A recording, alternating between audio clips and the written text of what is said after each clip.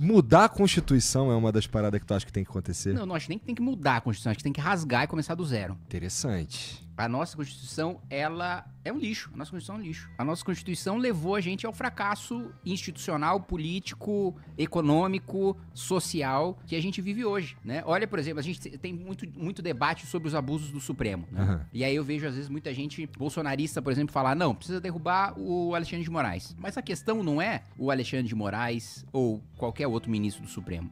O nosso Supremo Tribunal Federal, ele é muito poderoso. Pela própria Constituição. Se ninguém abusasse do seu próprio poder, o nosso Supremo Tribunal Federal ainda assim seria muito poderoso. Pelo primeiro ponto, que também é uma das razões pelas quais a gente é um desastre em praticamente toda a política pública. Tudo tá na Constituição. Toda a política pública tá na Constituição. Saúde tá na Constituição, educação tá na Constituição, previdência tá na Constituição, lei de transporte tá na Constituição, lei tributária tá na Constituição, sei lá, o Colégio Pedro II no Rio de Janeiro tá na Constituição. Então, assim, as constituições, pelo próprio nome, ela é a Constituição do Estado. O que tem de fundamental pra gente colocar no topo de todas as leis, que são princípios que vão reger todo o resto? Não é pra entrar no detalhe e determinar a política pública. Política pública é pra lei ordinária. E qual que é a dificuldade disso? Primeiro, a gente tá falando do Supremo. Se tudo tá na Constituição, o Supremo vai decidir sobre tudo. O Supremo vai ser provocado sobre judicialização de saúde. O Supremo vai ser provocado sobre piso do magistério que não tá sendo pago pelos municípios. O Supremo vai ser provocado sobre legislação tributária. E aí, a gente tem o Supremo que decide sobre tudo, né? Ao mesmo tempo que a gente também tem um número de legitimados, que são aquelas pessoas que têm o poder de levar uma questão pro Supremo, gigantesco. Não tem nenhum outro país em que tantas pessoas tenham o poder de levar uma lei para ser julgada no Supremo do que o Brasil. No Brasil, qualquer partido com um deputado ou um senador pode provocar o Supremo. Então vamos supor que a gente aprove uma lei com 512 votos. Só um cara votou contra. E vamos supor que esse cara seja o único deputado do partido dele. Esse cara provoca o Supremo e derruba a lei que 512 aprovaram. Isso não existe no mundo desenvolvido, né? Mas, entidade de classe de âmbito nacional, sindicato, provoca o Supremo. Então entra com ação de inconstitucionalidade. Qualquer associação de atuação nacional provoca o Supremo. Qualquer governador provoca o Supremo. Qualquer mesa de Assembleia Legislativa provoca o Supremo. Então, assim, uma das desculpas, né, que eu vejo ministros utilizarem mas a gente nunca toma iniciativa de nada. O Supremo não age de ofício. O Supremo não acorda e diz, olha, eu vou julgar tal lei. Eu vou julgar marco temporal. Eu vou julgar aborto. Eu vou julgar droga. O Supremo sempre é provocado. Só que essa desculpa é muito confortável, porque o Supremo é provocado sobre tudo, porque todo mundo pode provocar e sobre todos os temas. Entendi. Então, esse é um ponto. E o outro ponto, por que é difícil fazer política pública de educação, de saúde, tributária no Brasil? Porque em qualquer país desenvolvido, democracia, você governa com 50% mais um. Você governa com maioria absoluta.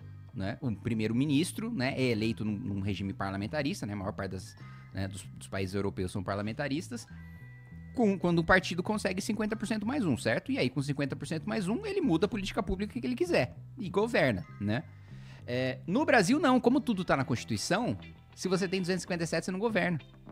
Você precisa ter mais de 308, que é o número de deputados necessários pra você mudar a Constituição. E com uma margem de erro ainda, né? Você precisa ter uns 350, 400, que é pra não ter susto.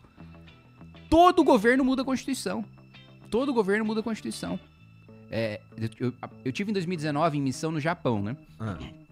E primeiro teve uma coisa engraçada que eu fui conversar, tava no meu primeiro mandato, né? 2019. E aí o pessoal da missão falou, tem uma comitiva jovem aí e tal, né, vocês do Brasil, então vamos levar vocês também a primeira conversa que vocês vão ter ser com políticos jovens do Japão, né. E aí conversando lá com um deputado japonês, e ele falando, é difícil aqui pra mim, né, porque esse aqui é o meu primeiro mandato e eu sou muito novo, né, então as pessoas não me levam a sério, é difícil eu ter credibilidade aqui dentro pra levar os meus projetos pra frente. E eu perguntei, mas quantos anos você tem? Ele, 45. E você? Aí eu, 23. E ele falou, que 23 você não nem disputa a eleição. Pra ter a diferença de que, né, lá as pessoas, no Japão as pessoas veem as pessoas mais velhas com muito mais respeito, com muito mais deferência, né, do que, não só no Brasil, mas nos países ocidentais, acho que por mais que uns respeitem mais, né, não chega no patamar de lá. Mas por que eu falei do Japão? Porque um diálogo que eu tive que foi até com o Taro Aso. O Taro Aso, quando eu fui, ele era ministro das finanças e ele já foi primeiro-ministro do Japão. Esse mais velho, né? E ele é mais velho. E ele sempre faz questão de... ele sempre faz questão de receber comitivas brasileiras, porque ele passou um período aqui no Brasil. Um cara muito influente lá no partido, né? Foi primeiro-ministro, né? Aí, uma coisa curiosa também, né? Quando eu cheguei lá, tal, tem um costume, né? No Japão de...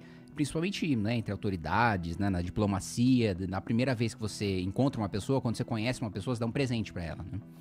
E aí, o Taro Aso falou, olha, o nosso sistema de inteligência faz o levantamento de todo mundo, como qualquer país, né? Eu pensei, no Brasil, sistema de inteligência.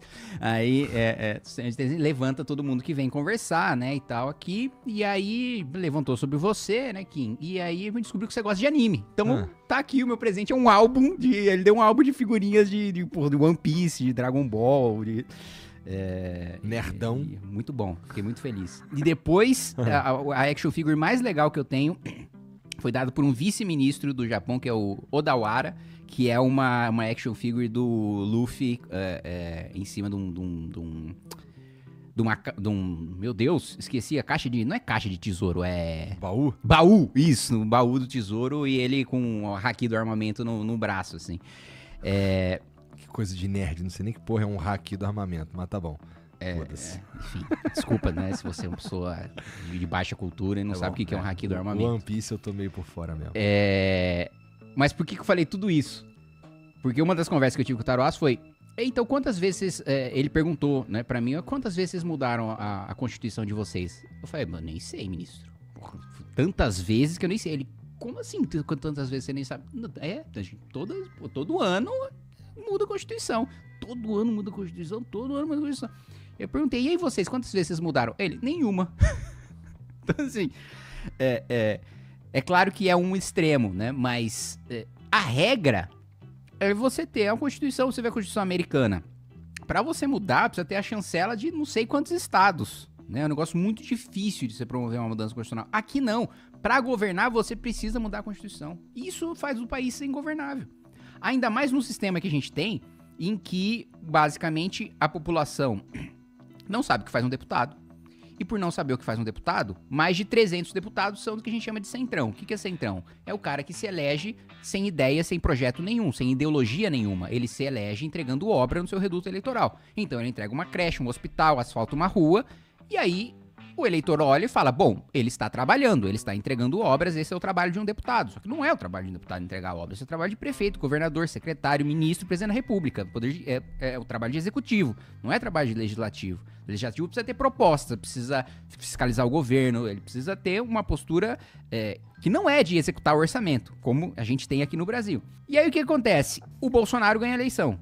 Aí ele ganha a eleição e ele tem 100 deputados na Câmara. E ele precisa de 350 de 400 pra governar. O Lula ganha a eleição. O Lula agora tem, de esquerda, 120 deputados na Câmara. 300 no Centrão.